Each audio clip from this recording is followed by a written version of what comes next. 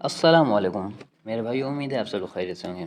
آج کل بہت سے لوگوں کے اخلاق تاجرانہ ہو گئے ہیں، ان کے نزدیک بس مالدار لوگوں کی باتوں میں ہی دلچسپی نکتے ہوتے ہیں، جن کو سن کر وہ ہنستے اور خوشی کا اظہار کرتے ہیں۔ مالداروں کی غلطیاں بھی ان لوگوں کو بہت چھوٹی اور معمولی لگتی ہیں، جو ان کے نزدیک درگزر کے قابل ہوتی ہیں۔ اس کے برعکس بیچارے غریب لوگوں کی باتیں انہیں حماقت بھری معلوم ہوتی ہیں، جن کا وہ مذاق اڑاتے ہیں، اور اگر ان سے کوئی معمولی غلطی بھی ہو جائے تو وہ ان کو بہت بڑی لگتی ہے اور اس پر وہ چیخ پڑتے ہیں۔ لیکن ہمارے رسول اکرم صلی اللہ علیہ وسلم کا یہ طریقہ نہیں تھا، بلکہ آپ امیر اور غریب دونوں سے یکساں محبت سے پیش آتے تھے۔ حضرت انس رضی اللہ عنہ فرماتے ہیں کہ عہد رسالت میں گاؤں کے رہنے والے ایک صاحب تھے جن کا نام ظاہرہ بن حرام تھا۔ وہ اکثر اپنے کام کے سلسلے میں مدینہ آیا کرتے تھے۔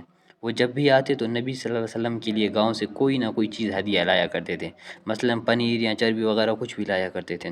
رسول صلی اللہ علیہ وسلم بھی ان کی واپسی کے وقت کھجور وغیرہ ان کو ہدیہ دیا کرتے تھے۔ نبی صلی اللہ علیہ وسلم ان سے بہت محبت کرتے تھے اور فرمایا کرتے تھے، ظاہرہ ہمارا گاؤں ہے اور ہم ان کا شہر ہے۔ ظاہرہ کچھ موٹے اور بھدے بدن کے تھے۔ ایک روز ظاہرہ اپنے گاؤں سے روانہ ہوئے اور رسول صلی اللہ علیہ وسلم کے گھر پہنچے تو وہاں آپ نہیں ملے۔ ظاہرہ کے پاس اس وقت کچھ چیزیں تھیں جو وہ بیچنے کے لیے لائے تھے، لہٰذا وہ ان کو لے کر بازار چلے گئے۔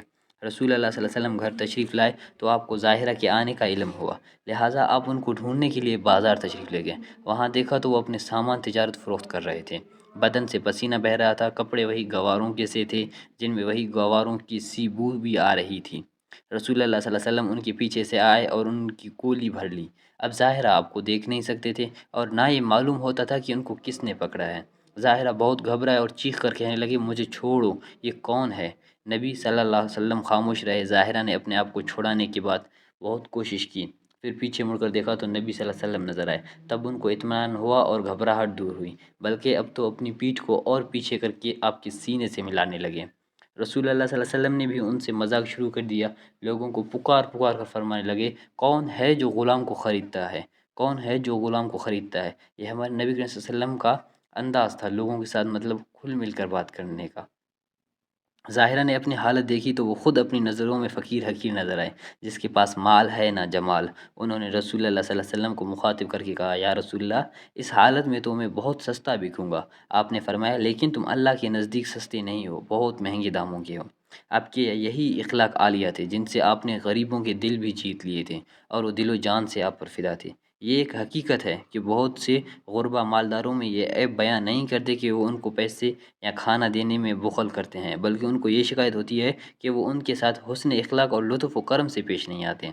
سوچئے کتنے ایسے غریب ہیں جن کو دیکھ کر آپ مسکرائے اور ان سے خندہ پیشانی سے مل کر اپنے دل میں ان کی قدر اور احترام کا احساس دلایا۔ اس کے نتیجے میں رات کے اندھیرے میں ان میں سے کسی نے آپ کو دعا دینے کے لیے ہاتھ اٹھائے، جس کی بدولت آسمان سے آپ کے لیے رحمت نازل ہوئی۔